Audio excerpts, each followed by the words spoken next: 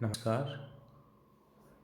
पिछली कक्षा में हमने हिंदी साहित्य के आधुनिक काल से अभिप्राय, आधुनिकता का लक्षण और हिंदी में आधुनिक काल के प्रादुर्भाव की पृष्ठभूमि को लेकर के और चर्चा की थी।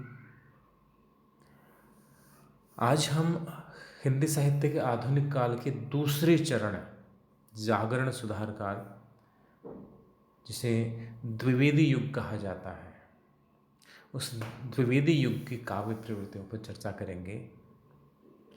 द्विवेदी युग का समय है वह सन 1900 से लेकर 1918 तक है। सन 1900 में सरस्वती पत्रिका का प्रकाशन आरंभ हुआ था और सन 1903 में आचार्य महावीर प्रसाद द्विवेदी जैसा एक ब्रह्मविष्णु व्यक्तित्व है, वह सरस्वती का संपादक बनता है और वह हिंदी संसार में जो एक प्रकार की भाषा को लेकर के, छंदों को लेकर के, वर्ण विषय को भी एक सीमा तक मान सकते हैं कि वर्ण विषय को लेकर के एक प्रकार की जो अराजकता की स्थिति थी, स्वतंत्रता तो थी ही थी, एक अराजकता जैसी स्थिति बन रही थी। भाषा का व्याकरण न होने के कारण मनमाना प्रयोग प्रचलित था। तो महावीर प्रसाद द्विवेदी जी ने न केवल भाषाई अनुशासन स्थापित किया बल्कि वर्ण विषय को लेकर के भी और अपने समय के साहित्यकारों का नेतृत्व किया, उन्हें प्रेरित किया। इस कारण से द्विवेदी युग का जो काव्य है, काव्य ही नहीं बल्कि समूचा साहित्य मानना चाहिए, उस पर महावीर प्रसाद द्विवेदी जी का प्रभाव है। बच्चन सिंह लिखते हैं अपने हिंदी साहित्य के आधुनिक इतिहास में कि पूरे 2 दशकों पर जो आचार्य महावीर प्रसाद द्विवेदी है उनका आचार्यत्व छाया हुआ है। हिंदी साहित्य के 2 दशकों के साहित्य पर आचार्य महावीर प्रसाद द्विवेदी जी का व्यक्तित्व छाया हुआ है, ऐसी मान्यता बच्चन सिंह जी की है। द्विवेदी युगीन काव्य प्रवृत्तियों की यदि हम बात करें तो जो प्रधान स्वर दिखाई देता है उस दौर में कविता का, वह है राष्ट्रीयता की भावना। उस दौर के साहित्य में राष्ट्रीयता है, वह उसका स्वर है, वो पर्याप्त रूप से मुखर है। चाहे वो मैथिली शरणगुप्त हों, चाहे हरिओद हों, चाहे रामचरित उपाध्याय हों, उस दौर के जो साहित्यकार हैं उनमें राष्ट्रभक्ति की भावना, देश प्रेम की भावना है, वह पर्याप्त रूप में विद्यमान है। गया प्रसाद शुक्ल स्नेही का जो एक व्यक्तित्व है, जो मैथिली शरणगुप्त जी से बहुत ज़्यादा मिलता है, उनका काव्य व्यक्तित्व है, कवि व्यक्तित्व है वह। और उनकी प्रसिद्ध पंक्तियाँ हैं, भरा नहीं जो भावों से बहती जिसमें रसधार नहीं, वह हृदय नहीं है पत्थर है जिसमें स्वदेश का प्यार नहीं। मैथिली शरणगुप्त भी इसी प्रकार से भारत का गौरव गान करते हैं जिस तरह गया प्रसाद शुक्ल स्नेही करते हैं, बल्कि उनसे कुछ बढ़कर ही अन्य जो इस युग के कवि हैं उनमें भी राष्ट्रीयता की भावना है। यह वह दौर भी था जब हमारा जो स्वाधीनता आंदोलन है वह भी नई करवटें ले रहा था, जहाँ गांधी युग का प्रादुर्भाव होता है राजनीति में। दूसरी महत्वपूर्ण विशेषता इस युग की है वह इतिवृत्तात्मकता है। इतिवृत्त बोलते हैं कहानी को, स्थूल वर्णन को। इस दौर की कविता है, इसमें सूक्ष्मता अधिक नहीं है, संवेदनाओं की सूक्ष्मता पे अधिक जोर नहीं है, बल्कि प्राय प्रबंधात्मक रचनाएं हुई हैं, स्थूल कहानी लिखी गई है और उस स्थूल कहानी का स्थूल मोटा वर्णन किया गया है। महाकाव्य, खंड काव्य हैं, इनकी प्रचुरता है। स्वयं मैथिली शरणगुप्त जी जो इस दौर के सबसे बड़े कवि हैं, उन्होंने साकेत महाकाव्य लिखा है। और जो अन्य बड़े कवि हैं, हरिओद जी, उन्होंने प्रिय प्रवास लिखा है, वैदेही वनवास लिखा है। तो महाकाव्यों की प्रचुरता है। खंड काव्य हैं, उनकी भी प्रचुरता। मैथिली शरणगुप्त जी ने काफ़ी बड़ी संख्या में खंड काव्य लिखे, चाहे वो जयद्रथ वध हो या यशोधरा हो, विष्णुप्रिया हो, कुणाल हो।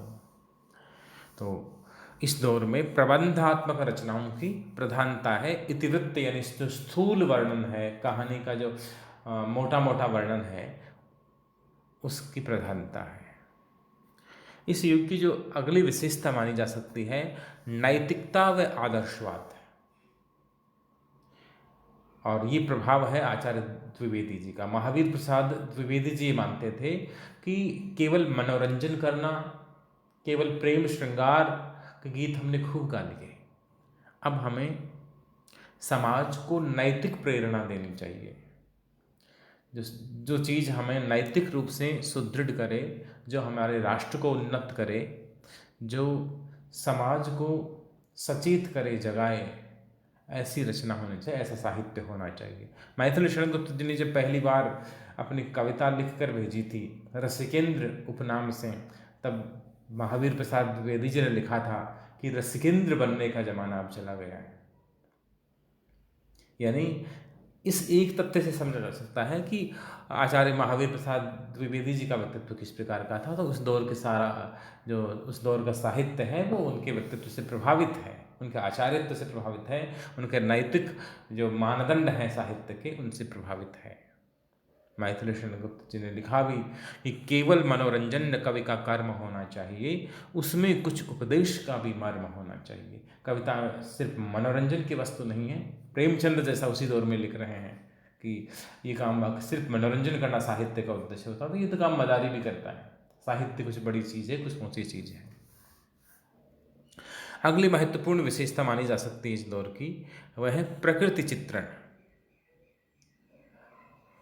चाहे मैथिली शरण गुप्त हों, चाहे हरिओध हों, रामनरेश त्रिपाठी को लीजिए, बहुत अच्छा प्रकृति चित्रण है उस दौर की कविताओं में।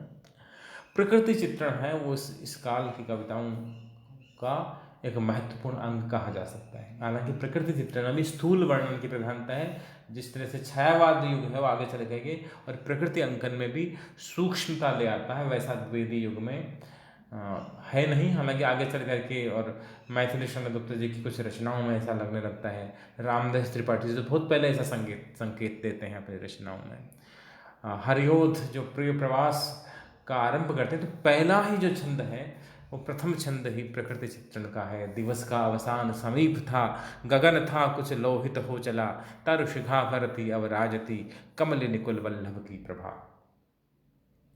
हरिओध जी ने सांध्य काल का वर्णन, संध्या का वर्णन किया है अपने महाकाव्य में।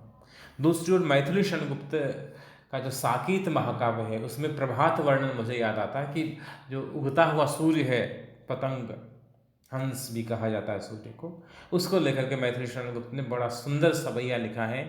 सख नील नभस्सर में उतरा यह हंस आहा तरता तरता, अब तारक मुक्त शेष नहीं आया जिनको चरता चरता, अपने हिम बिंदु बचे जब भी आया जिनको चरता चरता, लग जाए निकंटक भूतल के कर डाल रहा डरता डरता। कर में जो श्लेष है, हंस में जो श्लेष है, और जो रूपक बांधा है कि सरोवर में हंस तैरता है जिस तरह से और मोती चुगता है, उसी प्रकार से सूर्य है वह जो आकाश रूपी सरोवर में प्रकट हो रहा है और तारे रूपी मोतियों को चुगता हुआ अंधकार का विनाश करता हुआ आ रहा है। बड़ा मनोरम प्रकृति वर्णन है। अगली विशेषता इस दौर की हम माने वह है सामाजिक समस्याओं का चित्रण। इस दौर का कवि है वह समाज के प्रति जवाबदेह है, सचेष्ट है, जागरूक है। समाज में चाहे छुआछूत की समस्या हो, दहेज प्रथा की समस्या हो, बाल विवाह की समस्या हो, नारी की दयनीय स्थिति है उसको लेकर के समस्या हो, इस दौर का साहित्यकार है वह सामाजिक समस्याओं या सामाजिक बुराइयों के प्रति पूरी तरह सजग है। जब इस युग को जब नाम दिया डॉक्टर नगेंद्र जी के संपादकत्व में, तो इतिहास लिखा गया, उसमें इसे जागरण सुधार काल नाम दिया। तो सुधार के लिए युग प्रवृत्त है। मैथिली शरण गुप्त जी की पंक्तियां जो यशोधरा से हैं याद आती हैं, स्त्री पीड़ा को लेकर के, अबला जीवन हाय तुम्हारी यही कहानी, आंचल में है दूध और आंखों में पानी, खूब प्रसिद्ध हुई, खूब चर्चित हुई है। सामाजिक समस्याओं की हम बात करें तो जो नाथूराम शर्मा शंकर, उनकी एक रचना है गर्भरंडा रहस्य। एक बड़ी समस्या थी इस दौर में समाज में। बाल विवाह का भी ऐसा रूप शायद आप कल्पना नहीं कर सकते कि जो गर्भस्थ शिशु हैं, दो परिवारों में दो महिलाएं गर्भवती हैं, उनमें से आपस में संबंध होगा कि एक के बच्चा लड़का होगा, एक के लड़की होगी, आपस में शादी कर देंगे। अब मान लीजिए जिसके लड़का होना था वो बच्चा गर्भ में नष्ट हो गया और बच्ची का भी अभी जन्म नहीं हुआ, तो जो बच्ची अजन्मी है वो अपने गर्भ में विधवा हो गई। बड़ी व्यंग्यात्मक रचना, गर्भ रंडा रहस्य। तो सामाजिक समस्याओं को लेकर के इस दौर का साहित्यकार विशेष रूप से सजग है द्विवेदी युग का। अगली विशेषता इस युग की मानी जा सकती है अनूदित रचनाएं। संस्कृत साहित्य में जो श्रेष्ठ रचनाएं थी, लोकप्रिय रचनाएं थी, विशेषकर कालिदास, भवभूति आदि की, उनका हिंदी में अनुवाद इस दौर में हुआ है। बांग्ला की जो श्रेष्ठ रचनाएं हैं उनका हिंदी में अनुवाद हुआ है। अंग्रेजी की जो श्रेष्ठ रचनाएं हैं उनका हिंदी में अनुवाद हुआ है। स्वयं मैथिली शरण गुप्त जी जो इस युग के सबसे बड़े कवि कहे जा सकते हैं, सबसे लोकप्रिय कवि कहे जा सकते हैं, सबसे यशस्वी कवि कहे जा सकते हैं इस दौर के, उन्होंने जो माइकेल मधुसूदन बंगाली साहित्यकार थे, उनके मेघनाथ वध, ब्रजांगना, विलाप, वीरांगना जैसी रचनाओं का हिंदी अनुवाद किया है। इसके अलावा उन्होंने जो फारसी के जो कवि हैं, जो इन्होंने ये नाम भूल रहा हूँ मैं, जिनका अनुवाद बाद में फिट्जरल्ड ने किया था, और जो उमर खयाम की रुबाइयाँ, उनका हिंदी अनुवाद मैथिली शरण गुप्त जी ने भी किया है। तो अनुवाद इस दौर की जो साहित्यिक प्रवृत्ति है उसके अंतर्गत एक विशेषता के रूप में माना जा सकता है। अगली विशेषता हम मान सकते हैं काव्य रूपों की विविधता। इस दौर में हिंदी को ये दौर काफ़ी समृद्ध करता है। जो भारतेंदु युग में जो कविता की स्वच्छंदता थी वो प्राय ब्रजभाषा में पूरी कविता धारा बही है, लेकिन यहाँ आकर की खड़ी बोली में जिसे काव्य रचना के लिए असमर्थ माना जा रहा था, ब्रजभाषा के समर्थक साहित्यकार और आचार्य थे, वे खड़ी बोली हिंदी को काव्य रचना के लिए अनुपयुक्त ठहरा रहे थे, असमर्थ ठहरा रहे थे। लेकिन द्विवेदी युग के कवियों को ये श्रेय दिया जाना चाहिए कि इन्होंने खड़ी बोली हिंदी के सामर्थ्य को उद्घाटित किया। चाहे प्रबंध रचनाएं हों, साकेत जैसा महत्वपूर्ण महाकाव्य हो, या प्रिय प्रवास जैसा खड़ी बोली का प्रथम महाकाव्य हो, जयदत्त व्रत जैसी रचना हो, या पंचवटी जैसी रचना हो, या विष्णुप्रिया जैसी रचना हो, या यशोधरा जैसी लोकप्रिय रचना हो, वैदेही वनवास जैसी रचना हो, रामनरेश त्रिपाठी की जो रचना है पथिक आदि, ऐसी रचनाएं हों, तो प्रबंध रचनाओं में भी इन कवियों ने अपना जौहर दिखाया। और मुक्तक काव्य रचनाएं भी खूब हुई हैं इस दौर में। इसके साथ ही साथ गीत रचना भी इस दौर में होने लगी थी, जो एक तरह से छायावादी काव्य का पूर्ववर्ती रूप कहा जा सकता है, माना जा सकता है। तो काव्य रूपों की विविधता है इस दौर की एक महत्वपूर्ण विशेषता है। काव्य भाषा के रूप में खड़ी बोली का प्रयोग, ये द्विवेदी युग की रेखांकन ये विशेषता है। ये जो माफ कीजिएगा, भारतेंदु हरिश्चंद्र, जहाँ से हिंदी में आधुनिक युग का प्रादुर्भाव होता है, आधुनिक युग की शुरुआत होती है भारतेंदु युग के साथ में, तो उस युग में गद्य की भाषा है वो खड़ी बोली हिंदी है, जो बोलचाल की भाषा है, जो अखबारों की भाषा है, जो पढ़ाई लिखाई की भाषा के रूप में इस्तेमाल होने लगी है, वह खड़ी बोली हिंदी है। और कविता की भाषा उस समय ब्रज भाषा है। तो ये बड़ा विचित्र बात थी, विचित्र तथ्य था। संसार की किसी भाषा में ऐसा नहीं हो रहा था कि कविता की भाषा अलग है, गद्य की भाषा अलग है।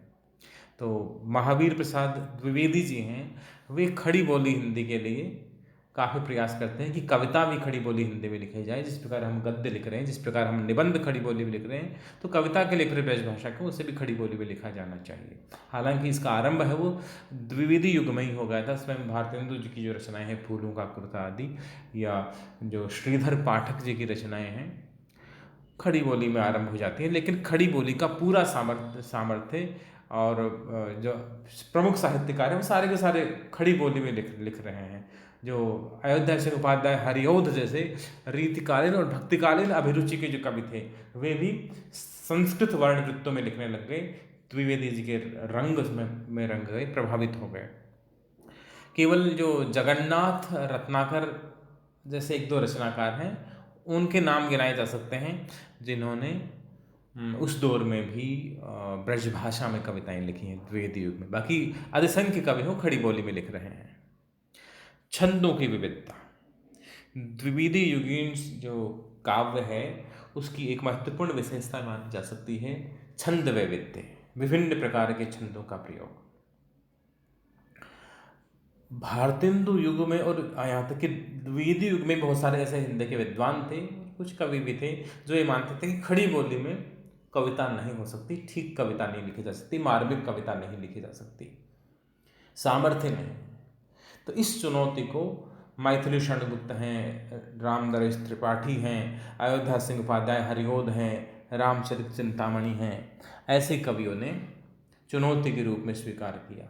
हरिओद जी ने खड़ी बोली में हिंदी का प्रथम महाकाव्य लिखा प्रिय प्रवास 1914 में, और उसमें जो संस्कृत के छंद थे, वर्णवृत्त थे, वर्णिक छंद थे, चाहे वसंत तलिका हो या मालिनी हो या द्रुत विलंबित हो, ये संस्कृत वर्णवृत्त थे, उनमें हिंदी कविता लिखी इन्होंने।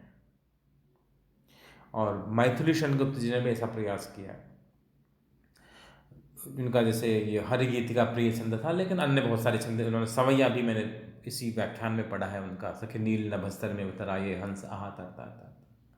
उनकी कुंडलियाँ मिल जाएंगे, इसके अलावा उनके छप्पई छंद मिल जाएंगे, नीलांबर परिधान हरित पट सुंदर है, सूर्य चंद्र युग मुकुट मेखला रत्नाकर है, करते अभिषेक पयोध हैं, बलिहारी ईश्वेश की, हे मातृभूमि तो सत्य ही सगुण मूर्ति सर्वेश की। विभिन्न छंदों में लिख रहे हैं उस दौर के कवि। तुकांत छंद लिख रहे हैं और अतुकांत छंद भी लिख रहे हैं। गया प्रसाद शुक्ल स्नेही जी की उनका उदाहरण ले, भरा नहीं जो भावों से बहती जिसमें रसधार नहीं, वह हृदय नहीं है पत्थर है जिसमें स्वदेश का प्यार नहीं। ये तुकांत छंद है। और आप प्रिय प्रवास को पन्ने के पन्ने पढ़ते चले जाइए, अतुकांत छंद, जहाँ तुक नहीं मिलते दिवस, दिवस का अवसान समीप था, गगन था कुछ लोहित हो चला, तरु शिखा पर थी अवराजती, कमल निकुल वल्लभ की प्रभा। तुकांत छंद है, आगे तुक नहीं मिलता चरण के अंत में। तो तुकांत छंद, अतुकांत छंद, मात्रिक छंद, वर्णिक छंद, इसके अलावा गीत प्रगीत जैसे प्रयोग हैं वो छंदगत प्रयोग हैं इस दौर की कविता में होता है।